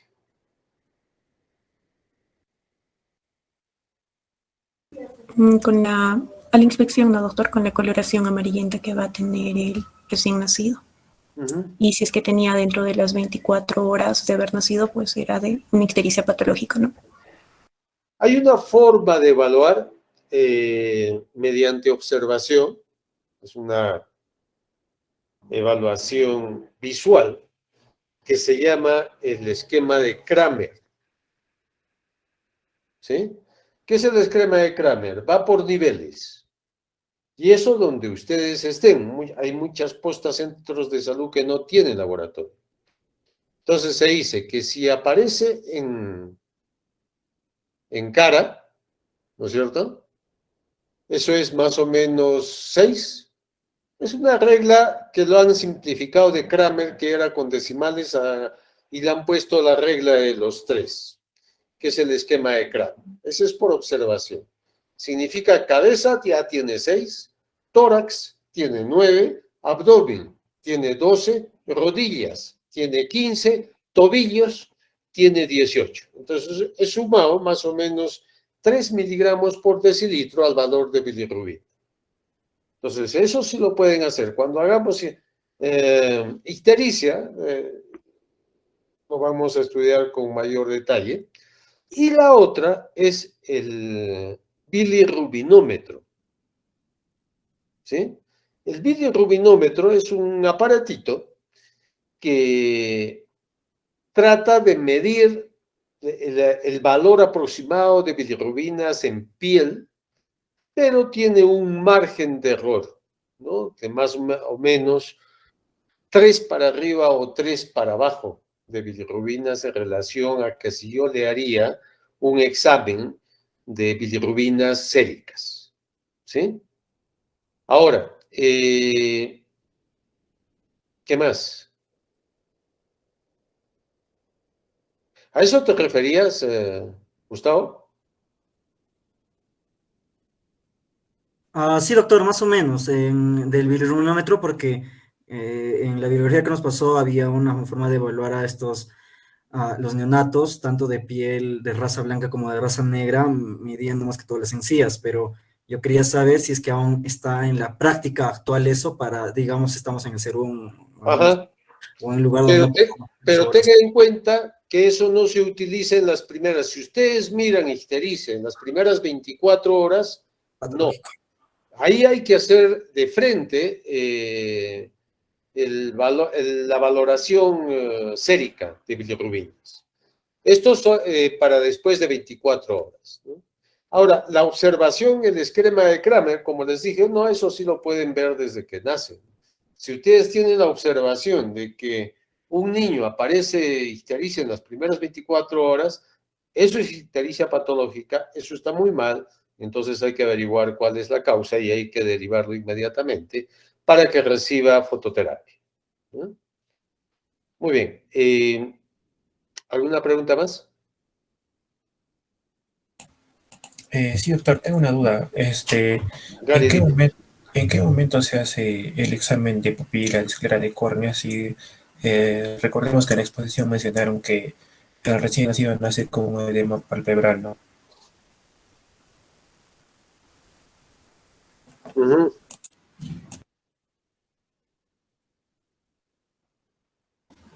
Sí, el recién nacido va a tener edema palpebral, pero cuando colocamos al recién nacido de manera vertical, pues va a abrir normal, ¿no?, los ojos, entonces en ahí se le puede realizar lo que es el examen ocular.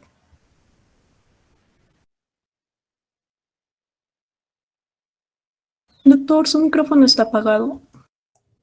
Hay una maniobra, la que está diciendo Xiosmi, que cuando yo tengo un niño en forma que está acostado, de cúbito dorsal, y ustedes lo agarran de esta manera y hacen este movimiento, el bebé abre los ojos en ese momento.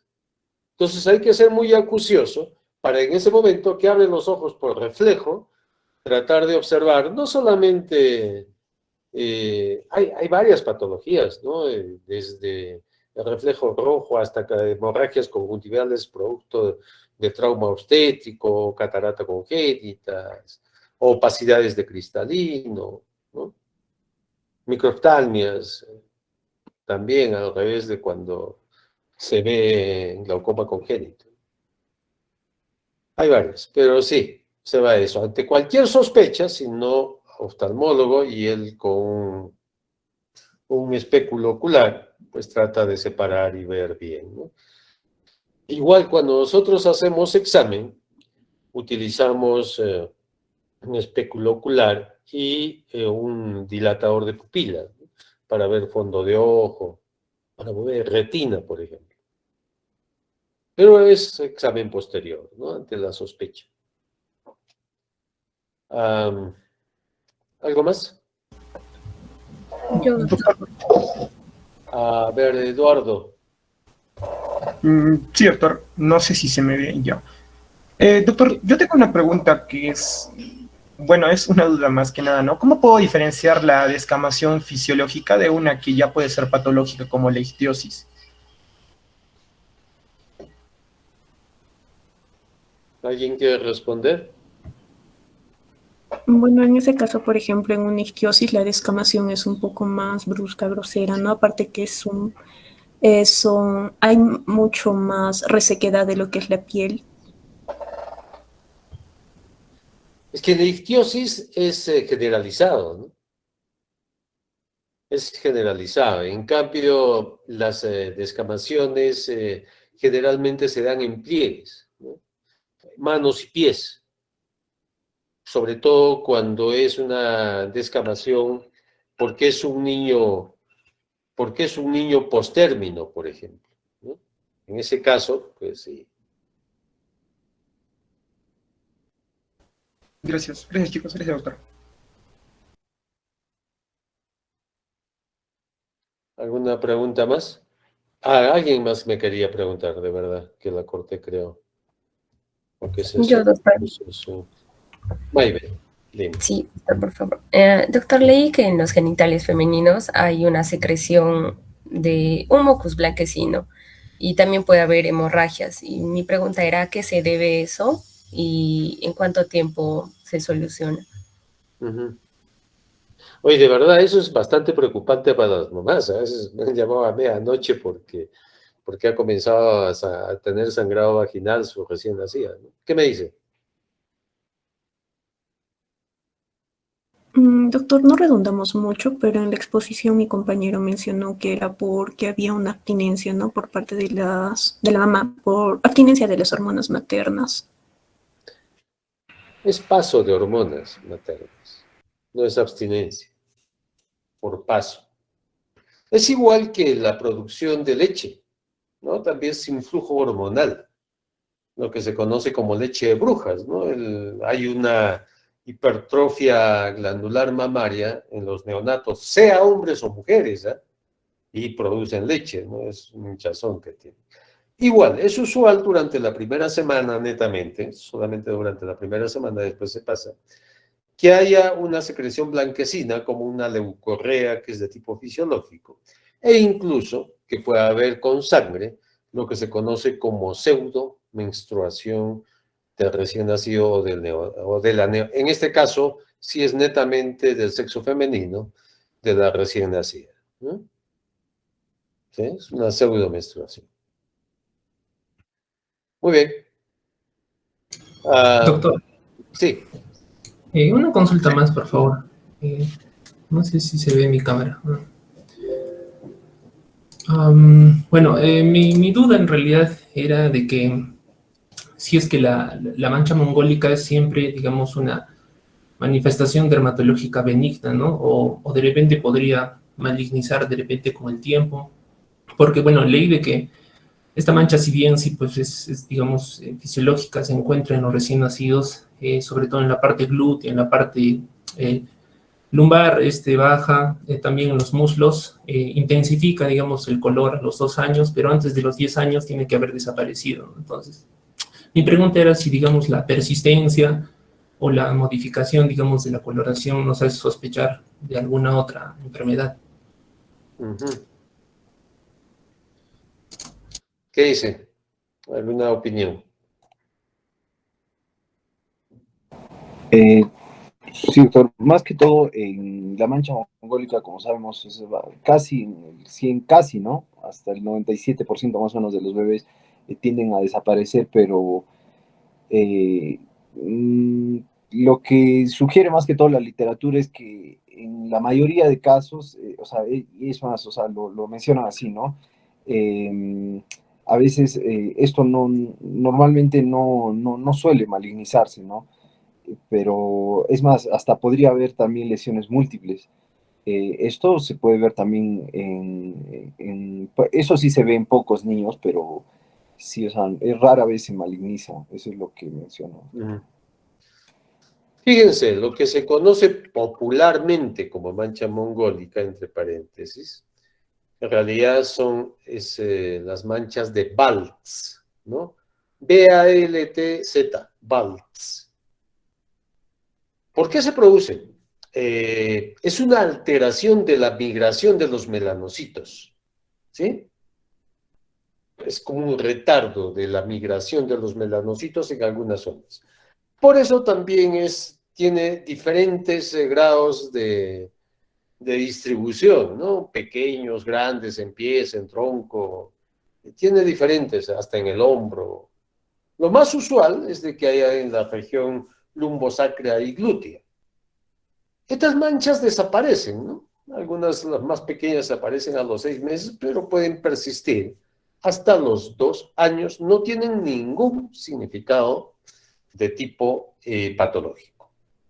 Son esas manchas azul verdosas, ¿no? Que ocurren. Y hay que diferenciarlo de otro tipo de manchas que pueden ser nevos, ¿no? De otro tipo, o hemangiomas de otro tipo. El recién nacido en realidad es un arcoíris de colores. Siempre les digo, es un arcoíris de colores. Si está blanco, está anémico. Si está muy colorado, está policitémico.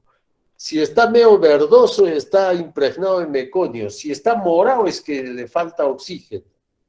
Si está amarillo es que le están subiendo las bilirrubinas, ¿no? Entonces, mírenlo de esa manera. Y sobre esto también toda la patología. Quizás el examen más exhaustivo que nosotros hacemos es la de observación, pues, de toda la superficie corporal del bebé, ¿no? Desde la cabeza hasta los pies. Y la tenemos que hacer en forma desnuda, ¿no? El niño tiene que estar desnudo, no vestido, o no con un polito, no, desnudo completamente. ¿Okay? Listo. Lo interesante es si en algún momento en este ciclo vamos a ver niños y vamos a examinar niños, ¿no? Con ustedes. Ojalá que sí. Si no hay ninguna otra pregunta más, muy bien, les agradezco. Creo que hubo, Alessandra, como 2 que faltaron, o al menos toda la primera parte vi que solamente había 40. Doctor, Estaban con doble entrada.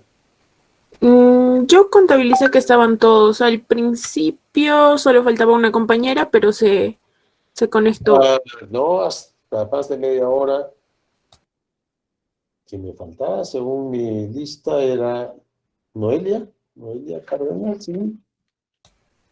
Sí, doctor. Y Johan, la torre. También. Los 2 que no había.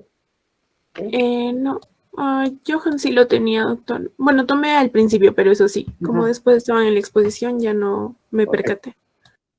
Listo. Si no hay nada más, nos vemos el día jueves. Está bien, doctor, gracias. Hasta el jueves. Gracias, doctor. Hasta el jueves. Buenas tardes, doctor. Hasta el jueves. Muchas gracias, doctor. Permiso, doctor, buen día. Gracias a todos. Gracias, doctor.